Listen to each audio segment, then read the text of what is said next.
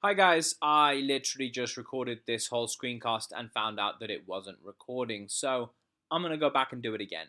This is Act 3, Scene 1, McBinge screencast, where I'll be talking through the scene, talking about some of the things you need to be looking for, some of the things you need to be exploring, some characterization stuff, some theme stuff, some structural stuff. You need to have your copy of the script in front of you, and you need to have pen, paper, and potentially your exercise books and paper to take notes as well. You need to be annotating your scripts, right?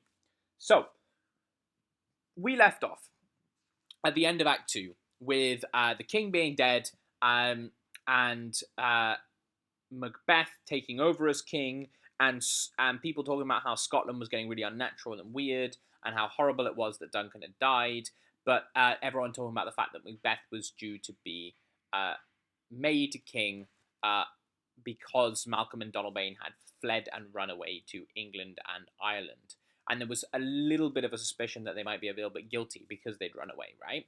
Um, it's important to note that in between Act 2 and Act 3, Macbeth is made king, and this happens off stage. We never see his coronation as king. It never happens on stage. In fact, the first time we see him as king, he just comes on as king, and that's in this scene. Okay? And Macbeth does this to show what. Sorry, Shakespeare does this to show what Macbeth is like immediately as king. Okay? We don't need to see that coronation ceremony because, in many ways, it's not legitimate in Shakespeare's eyes and in the audience's eyes. But we do need to see what kind of a king he is like, and we see that in this scene. As soon as he enters, he is king already. So the scene opens with just Banquo. This is the first time that we've had Banquo completely on his own, and he delivers a bit of a soliloquy to the audience, and so we start to get a bit more characterization and exploration of Banquo, this character who saw the witches with Macbeth, right? Now, Banquo very, very clearly suspects, I'd say more than suspects, that Macbeth has done something wrong. Thou hast it now, King, Cawdor, Glamis, all, as the weird women promised, and I fear thou playedst most foully for it. So he thinks that Macbeth has done something bad, but interestingly, he then says, yet it was said it should not stand in thy posterity. So it was said that you would not be the lineage of future kings, but instead that myself should be the root and father of many kings. And so he's starting to think about the rest of the witch's prophecy as well. And in a way, we can start to see the same ideas work on him as worked on Macbeth when he found that he was Thane of Cawdor. So some of the witch's prophecy has come right, and he's starting to think, oh my god, actually, what does this mean for me? And Banquo is like, hold on, you may have played foully for this, but you are king. What does this mean for me? He says, may they not be oracles as well, and set me up in hope. So he thinks that something good might possibly come of this. Now this is interesting because Banquo has been such a good man up until this point in the play. When he first saw the witches, he was very quick to call them out as evil. I think this is Shakespeare showing us that all men can be corrupted by these sorts of ambition. He doesn't need to be an evil man or a warrior. You can be a good man. You can be a strong, courageous man, but still, in time, power and ambition will corrupt. And starting to see this to Banquo shows how much that is the case. Banquo ends his little soliloquy with, but hush, no more. And that really heightens the tone of deception in this play and of secrecy. Everyone's got a secret. Everyone's hiding something from somebody else. No one can trust anyone in this play. And that's a really interesting thing to look out for, is how often people are going, who's there? And quiet, and all of that sort of stuff. You can almost imagine that most of this play would be said whispered because nobody wants to be overheard by anybody. So, we have Macbeth enter as king and Lady Macbeth as queen and all of the other attendants. So for the first time, we see Macbeth and Lady Macbeth as king and queen, and they enter and they start to say lovely things to Banquo. Here's our chief guest. Oh, if he had been forgotten, it had been as a gap in our great feast. So they're about to have a great feast, and they're saying, oh, wonderful, Banquo, you're here. We think you're so great. We love you so much, blah, blah, blah. And this is reminiscent of that scene in Act 1 where Lady Macbeth meets Duncan outside of the castle walls and is all complimentary and lovely. In the same way that they were gonna host Duncan in their house and put on this pretense of being all the perfect hosts. Here they're now saying, "Oh, Banquo, come to our feast," even though we know that there's more complex stuff going on. And so this continues again that theme of deception. Nobody says what's really on their mind. Everybody's putting on a facade. Everybody's putting on a face in this play. And it seems even Banquo is as well now. "Let your highness command upon me, to which the duties are with a most indissoluble tie for ever knit." So he's saying, I'm always tied to you. I have my duties to you, even though in the last scene we just had him being suspicious about Macbeth and everything we did. So everybody's got a secret. Everybody's hiding what they really think. Anyway, there's a little bit of questioning from Macbeth. Things like, "Ride you this afternoon?" And a little bit later on he says, "Goes Fleance with you?" Which seem like an innocent question, but we as an audience, there's a bit of dramatic irony here. We as an audience know that Macbeth is worried about Fleance and worried about Banquo a little bit. And so there's a sense of ominous kind of tension building there. Why is he asking where Banquo is going to be this evening? Why is he asking where Fleance is going to be this evening? What has he got planned? Right? It's interesting as well to note that when Macbeth talks about Malcolm and Donalbain, he doesn't wonder whether or not they might have killed Duncan, but rather he establishes it as fact, right? He says, "Our bloody cousins," or describing them as bloody, "are bestowed in England and Ireland, not confessing their cruel parricide." So parricide is like patricide, it's the murder of their father. And here it's not whether or not they did it, it's they did it, obviously. Everybody knows that they did it, but they're hiding and they're not confessing it. They're being kind of cowardly in that sense. And it's interesting how Macbeth is using his power as king to very much drive the truth here, drive the narrative. Tell everyone, make that very much be the story of what happened, right? His sons killed him and then ran away. This plays very easily into his plan and what he wants people to believe. And just before everyone leaves, I want to note another interesting theme being introduced here. Macbeth says, "Let every man be the master of his time till 7 at night." So go do what you want till 7. That's when their banquet is. "To make society the sweeter welcome, we will keep ourselves till supper time alone." So when he says we, he's using the royal we here. It actually means I, but when kings and queens talk about themselves, they can just talk about themselves in the plural, because that's just one of the perks of being royalty, right? So he says, "We will keep ourselves till supper time alone." So he's saying, I'm going to go off alone somewhere until the banquet. And this is the first we get to see of a building theme in this act, which is the concept of isolation.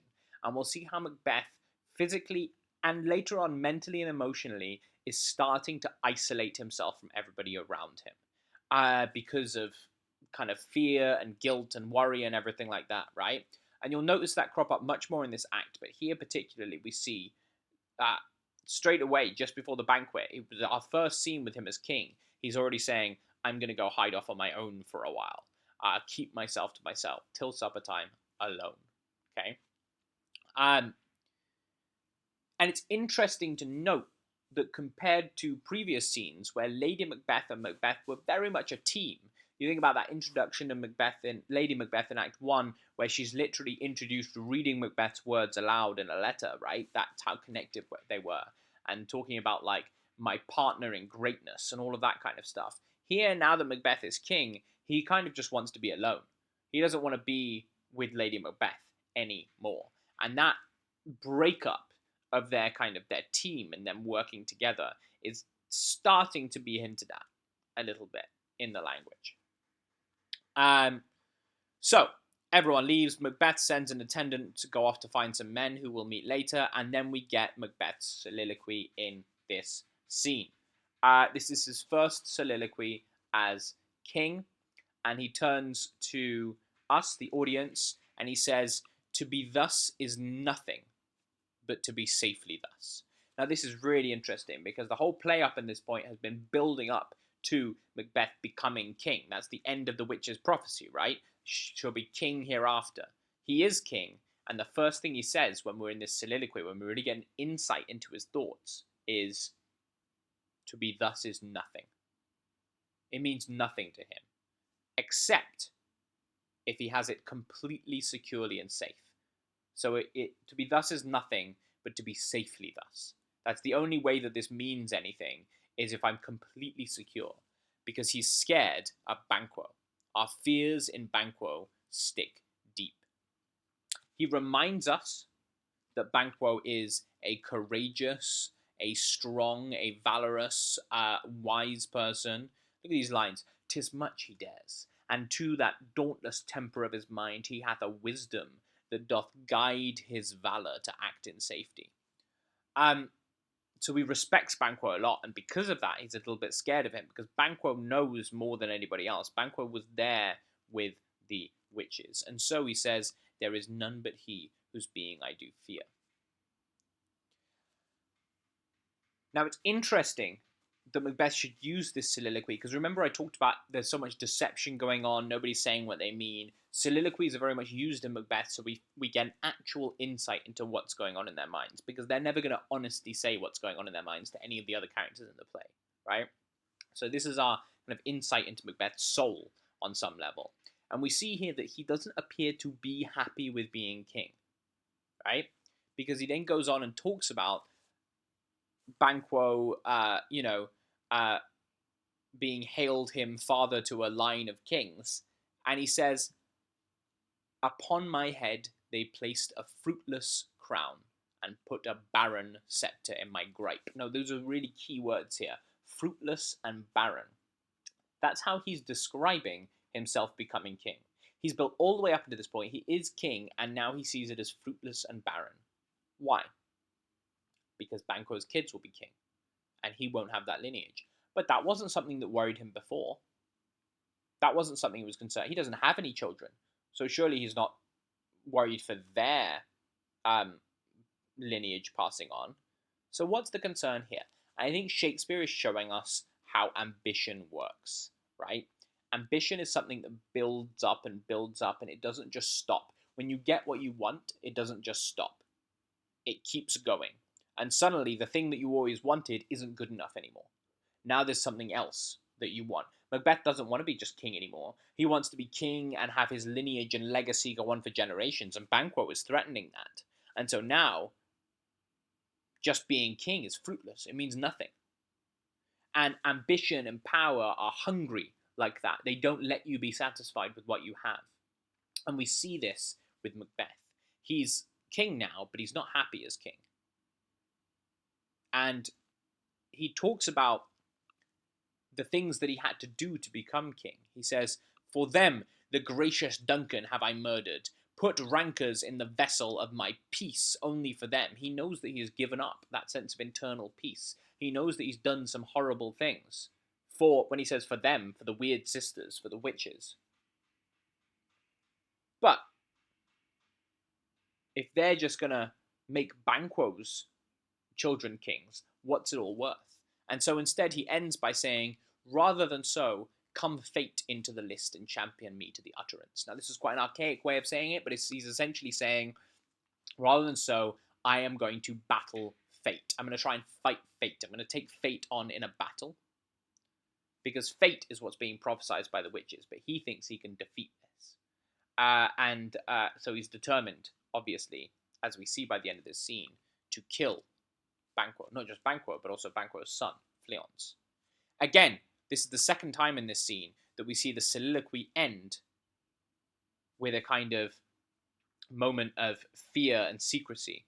Banquo's ended with that, "But hush, no more," as someone came. And now we've got Macbeth's ending with, "Who's there?" Right? These soliloquies don't end naturally. They end with a little moment of panic as someone comes around the corner, and that really helps establish that tone and feel of the play at the moment. So, murderers arrive, and I'm not going to go through this whole bit with the murderers, but essentially there are these murderers who have an issue with Banquo because Banquo had apprehended them previously and perhaps put them in prison or whatever, and now Macbeth's king, he can do whatever he wants, so he's sent for them, and he's asking them to kill Banquo for him. And he explains kind of why he wants to do it, and try and convince these murderers in order to kill Banquo. Interestingly, he uses some of the language that Lady Macbeth used on him, because the murderers are slightly unsure, and he says, "I in the catalogue ye go for men, at its hounds and greyhounds, mongrels, spaniels, curs, blah blah blah, all by the name of dogs." So he's like, yeah, you look like men, you seem like men, but you're not actually acting like men. He actually calls them the worst rank of manhood. So by mocking their manliness and emasculating them to some degree, he is using the same technique that Lady Macbeth used on him to convince him, where he was like, "Are you not a man?" It's interesting to see those ideas of gender crop up again. Anyway, he convinces them that they should go and kill Banquo and Banquo's son Fleance, who are out riding. There. I think the really key thing about this whole moment is this is our first scene where we see Macbeth as king. And what does he do? Within that same scene, he is conspiring with murderers to kill one of his close friends and one of his loyal lords. That very much sets up what Macbeth's kingship is going to be like, right? Certainly contrasted with Duncan's previously. And we very much see how far Macbeth has fallen, morally kind of speaking.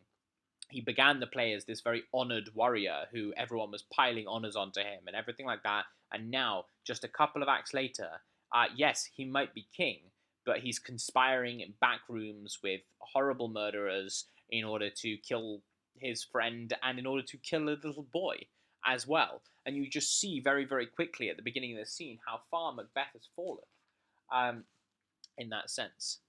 And we start to see a little bit of real obsession here coming out of Macbeth. We saw it a little bit in the soliloquy that he says, like, he can't get Banquo off his mind. And here he says, "And in such bloody distance that every minute of his being thrusts against my nearest of life." So every moment Banquo is alive feels like a thrust against my life. So he cannot get Banquo out of his mind. He can't stop thinking about him, and we start to see a little bit of this mad obsession that's gonna define Macbeth a little bit later on. We start to see the fear and the guilt and all of those things that come from murdering Duncan start to weigh on him a little bit more. And here it's coming through with this kind of weird obsession with Banquo and this fear that he has about what will happen. So they agree, and then Macbeth ends it and says, "It is concluded, Banquo, thy soul's flight. If it find heaven, must find it out tonight," in this light little rhyming couplet at the end. Just a structural thing. Shakespeare likes to do that to end scenes. It gives the scene a nice round kind of end and finish to it by using a rhyming couplet. So that's two lines of iambic pentameter that are rhymed with an end rhyme at the end, flight and night. You'll notice this quite often in this play and all of Shakespeare's plays, that scenes tend to end with rhyming couplets. It's kind of a like little rhythmic signal to the audience that it's the end of one scene and the start of a next. Anyway, we'll be talking about the next scene next time on Act 3, Scene 2. Goodbye.